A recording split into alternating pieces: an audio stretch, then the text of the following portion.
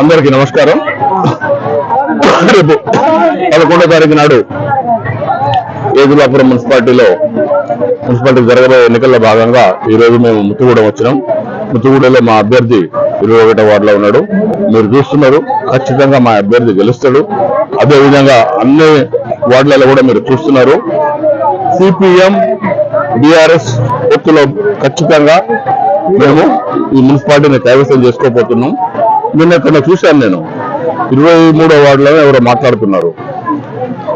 23వ వార్డులో వాళ్ళు third position ఉంటారు. అట్లాంటిది మనం గెలవము, లేకుంటే మనకు రావు ఏదో చెప్తున్నారు. మనమే తొందరపడాల్సిన అవసరం లేదు, మనమే మాట్లాడాల్సిన అవసరం లేదు. ఇంకా 2 రోజులు అయితే 11వ తారీఖు నాడు ఓట్లు అయితే పడతాయి, 13వ తారీఖు నాడు కౌంటింగ్ అవుతుంది.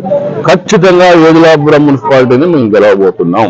సిపిఎం ఒక 5, మేము ఒక 14-15 మినిమం 20 వరకు గెలిచి ఖచ్చితంగా ఏదులాపురం మున్సిపాలిటీని కైవసం చేసుకోబోతున్నాం. Thank you.